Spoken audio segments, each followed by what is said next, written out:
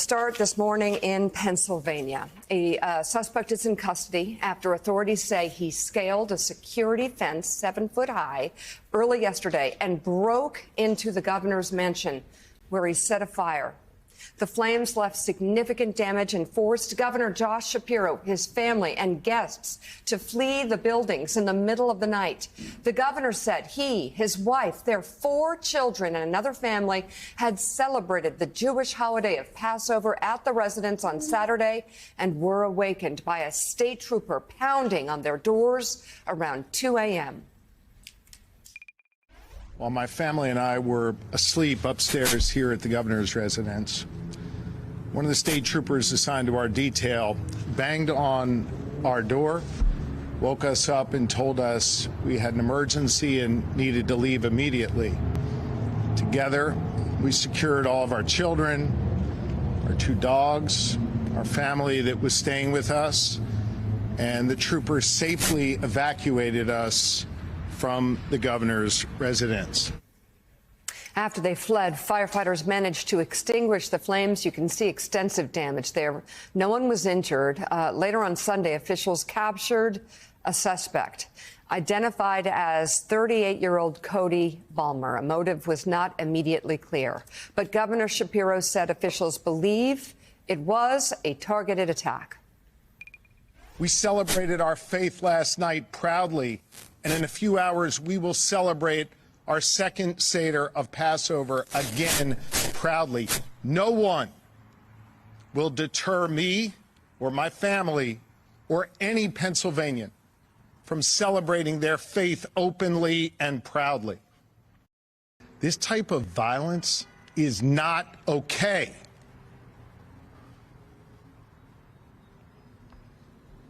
This kind of violence is becoming far too common in our society. And I don't give a damn if it's coming from one particular side or the other, directed at one particular party or another, or one particular person or another. It is not okay. And it has to stop. We have to be better than this. The suspect now faces charges of attempted murder, terrorism, aggravated arson, and aggravated assault. He also may face federal charges. Nothing from authorities yet with a direct link on the holiday and whether or not this was targeted in that way. At the same time, the timing and the obvious target here does lead one to believe that there is either unbelievably bad timing or a connection. Right. Police and the governor himself were careful not to say we don't know motive just yet. It was the first night of Passover. Governor Shapiro, of course, one of the highest profile Jewish politicians in our country. He also is someone who attracted national attention because he's on Vice President Harris's short list to be her running mate last year and is widely rumored to be a 2028 contender.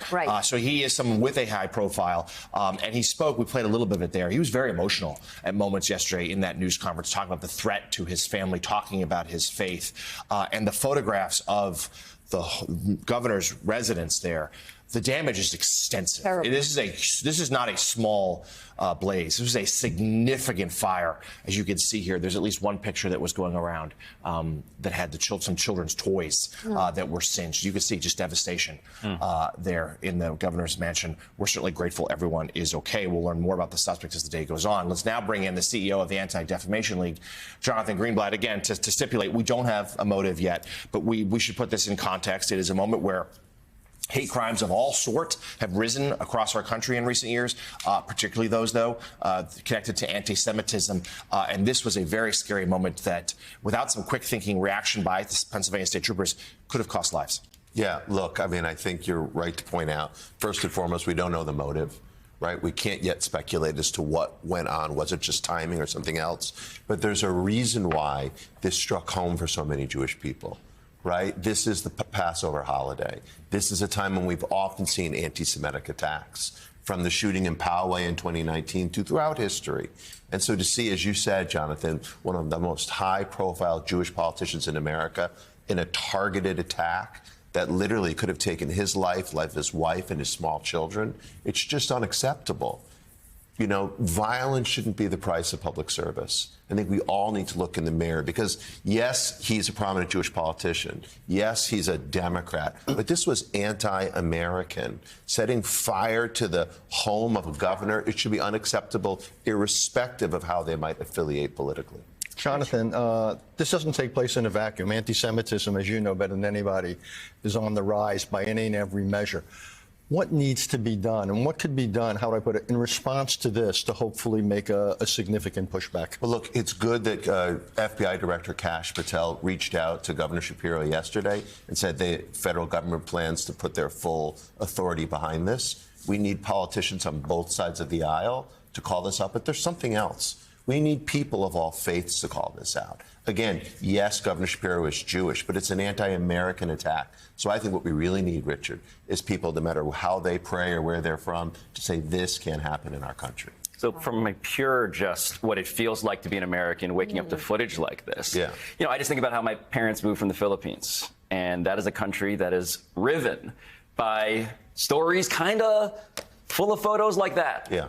And they left to be in a place that doesn't have those scenes all of the time.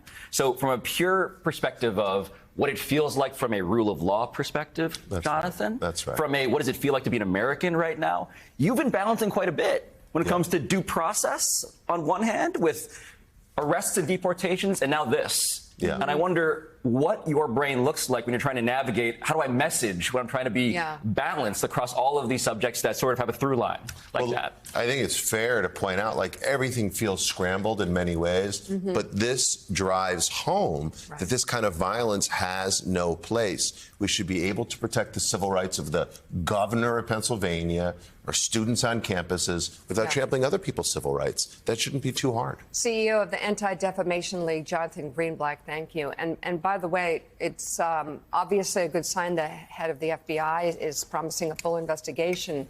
But to Jonathan Greenblatt's point, have we heard from leaders in this country? Have we heard from the President of the United States on this attack on the home and the family of one of the nation's governors? We have not heard from President Trump. We did. FBI Director Patel reached out, as noted.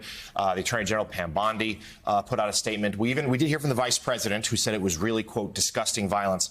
But President Trump, who posted on Truth Social repeatedly yesterday, including about 60 Minutes, more than once, did not say anything. And when he was asked about it on Air Force One last night, flying back from Florida, a reporter asked him in the back of the plane. He simply said, quote, "I just heard about it. I'll have to look into it." Quick follow-up to you, actually, Jonathan, before you go. I mean, shouldn't the President of the United States, wouldn't it be important for the President of the United States, who at times has been accused of dealing with anti-Semitic tropes, who at times has been accused of fostering violence, and we don't know motives here, but wouldn't it mean something if he were to condemn this? Look, I'm sure that he will. I hope that he will. I'm glad the AG did. I'm glad the FBI director did. And again, irrespective of how they feel, we need all politicians to call it out.